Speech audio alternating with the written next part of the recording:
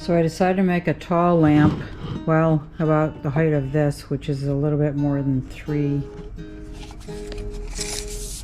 This piece right here. Let me show you.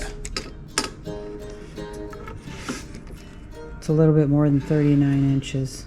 Right to here. Right to there, a little bit more than 39 inches. So this is 8 3/4, one's 8 1/4.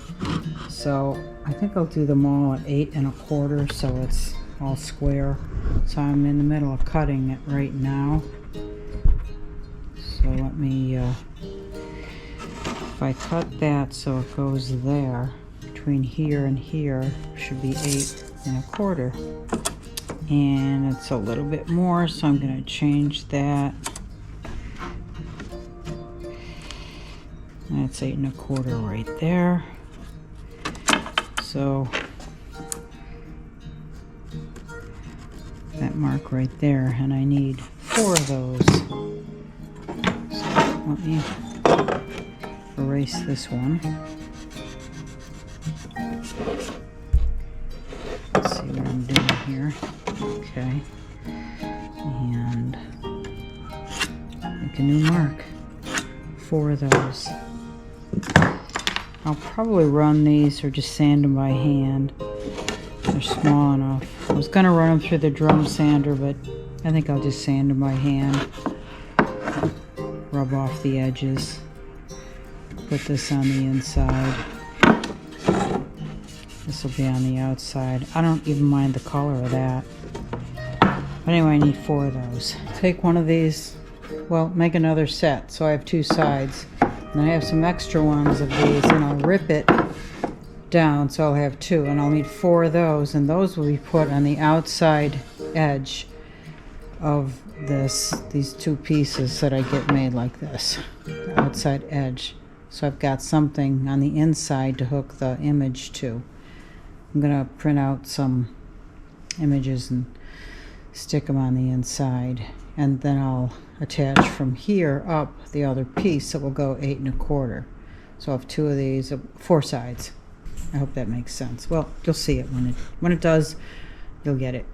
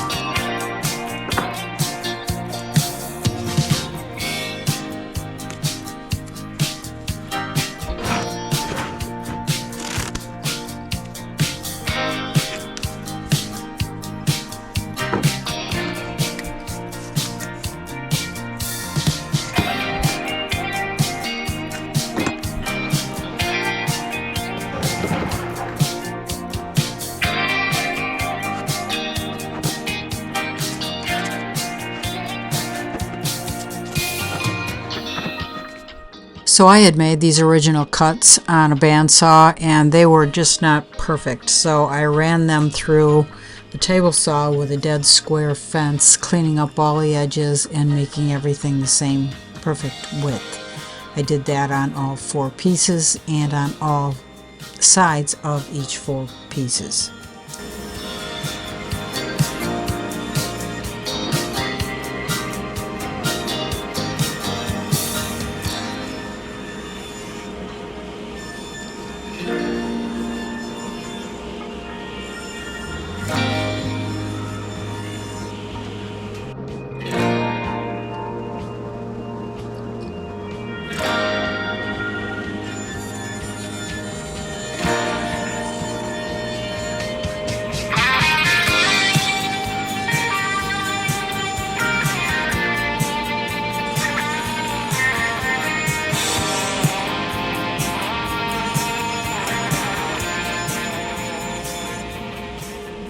Now I'm taking 2 of these pieces I had cut and ripping them down straight down the middle in half. So I have those 2 edge pieces that I will attach the one side of the image to.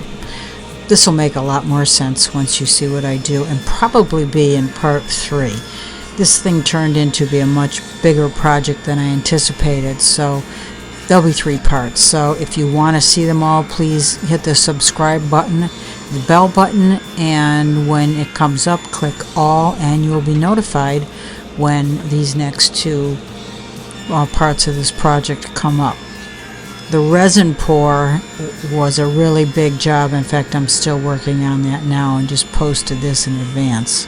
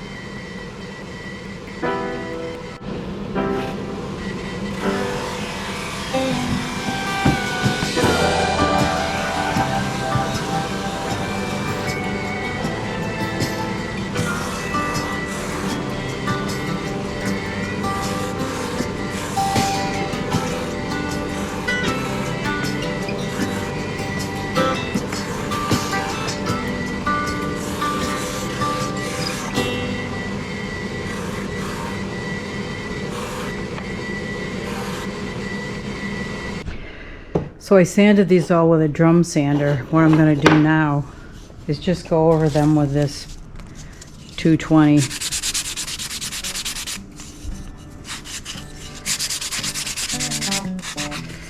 Get off the funky edges.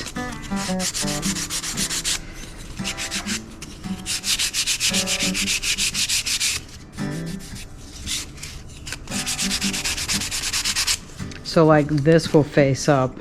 That is pretty icky. That'll face down. So basically, it'll be, this is going to be the outside that shows. So basically it would be like that. One here and one at the other end. And I could do this. Now they're going to inset. I think that's kind of cool. Let them inset.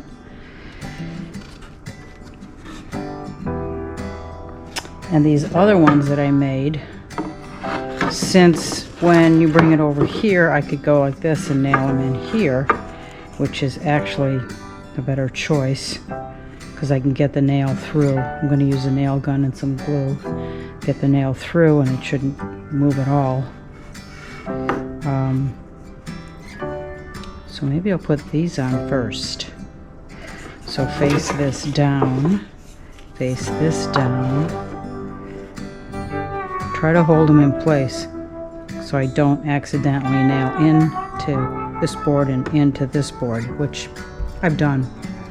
So I don't want to do that. So this is gonna, these are smooth on both sides, but I have to sand all of this stuff first, so that's what I'm gonna do now.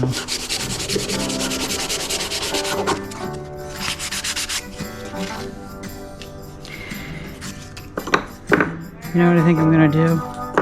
I'm gonna run these through like this on the drum sander. So I'll be right back. So these are kind of hard because there's no, it's like running them through a planer. It can catch and roll and bump, and it gouged out a little bit in this area and that area. So I'm just gonna run these against a different sander. It's like it's an oscillating sander, but it'll give me a straight edge. So I'll do that and be right back. Okay, so these are all flat now, and now I'm just gonna smooth out corners. Just basically get rid of the cut off marks. I don't need to do the inside, just the part that will show.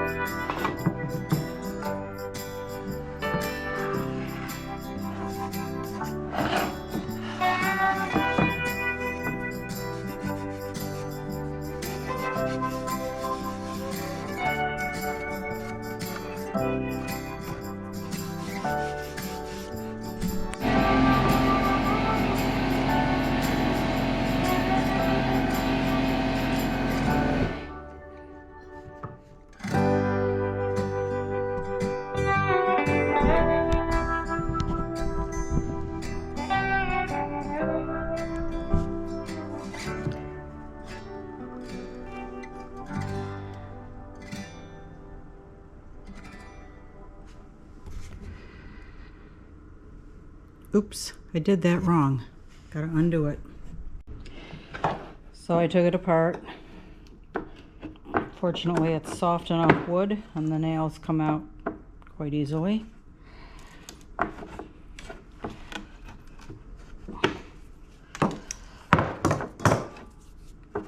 Okay, so these need to go this way,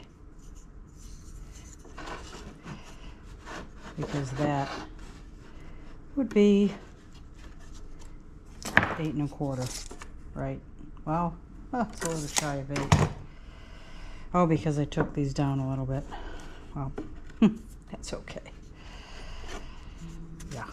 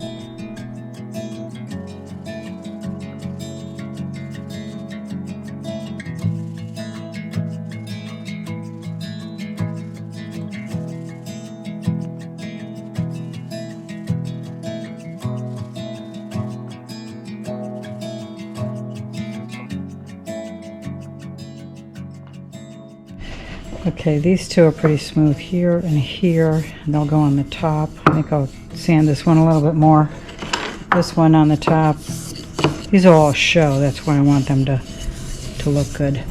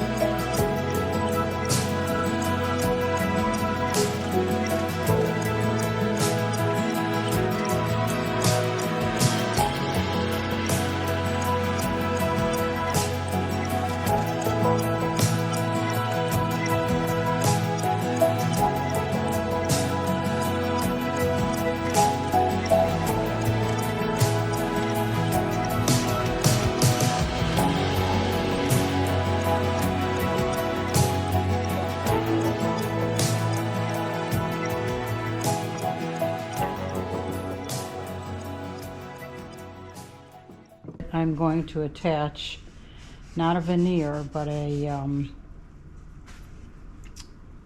image that's printed on a translucent material.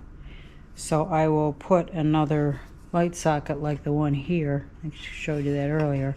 I'll put it up top, so I have to put a brace that goes across there too. So I guess I could do that before I do this. So I got 4 pieces, and I will do all of this. And on the back side is where I'll attach, on the back side here. Now I've got, works the same way as it would on a wall in a house. So this would go here, and it'll blend in pretty well. Attach one part of the translucent material here and the other part on this side. And it'll go on with double-sided tape. It's really good double-sided tape, so that'll hold it in place. But before I do that, I'm going to put a brace across there so I can put another light socket up there, so the light will come up and it will come down. That's the design of this lamp.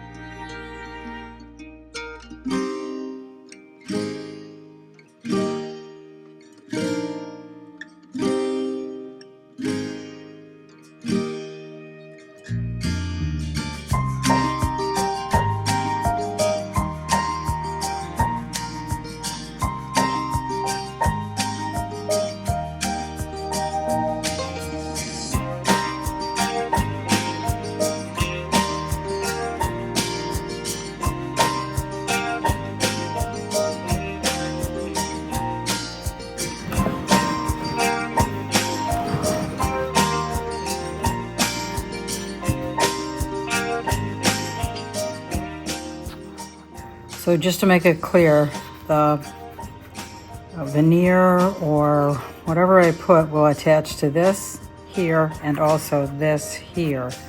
So I'll have this place to attach and this place to attach all the way up. Now what I have to do here is measure to see what the height is from here all the way up to the top piece up here, right that one right there. And then make a print on my computer and print it. So I'm going to stain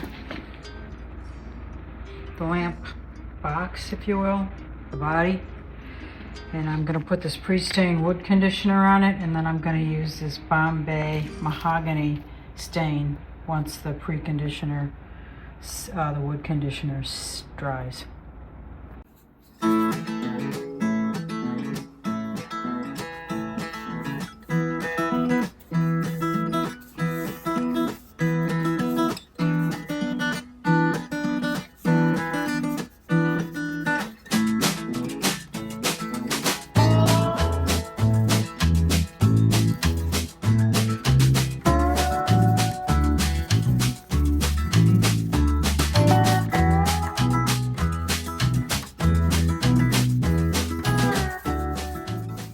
I just put the wood conditioner. It's a pre-stain. What it does is it helps seal more porous areas, so it prevents blotching, and it works great for pine, which is what this is.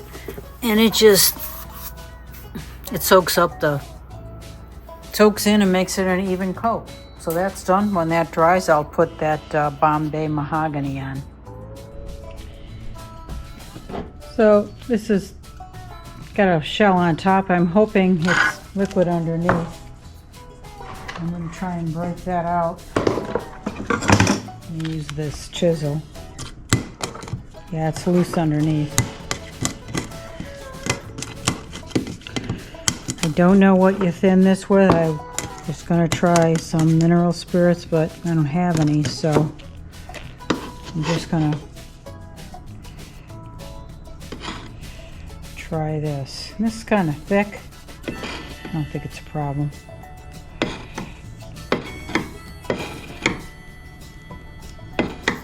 Okay. I'm just going to use one of these hairy brushes. Chip brush. It'll all be wiped down afterwards, so I'm going to use.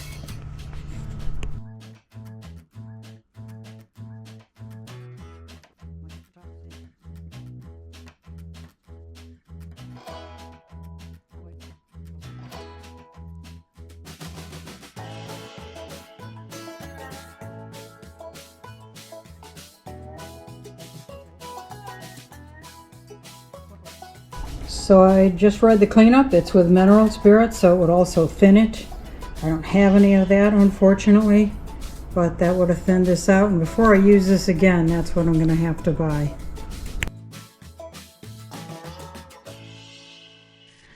So I let that dry, and it's actually fine. I might go over it with a little fine sandpaper. I might not. I'm just pointing out the process of the hood in the background there. So as promised, I am going to tell you about this image. It was color that I converted into black and white, and then I resized it so it would be more of a vertical. Well, after I got that vertical done, what I ended up doing was cutting that into 4 pieces. These are the quadrants right here. But the printing process is a little bit different. In fact, I have a 24-inch wide printer, and I am going to attempt to print these things using this translucent paper. These pieces are about 37 inches high by 13 inches wide, and that will encompass the interior part of that lamp box. I'll show you all that in part 3. So again, please subscribe, hit the bell button, and hit the all to be advised that I am doing a new video.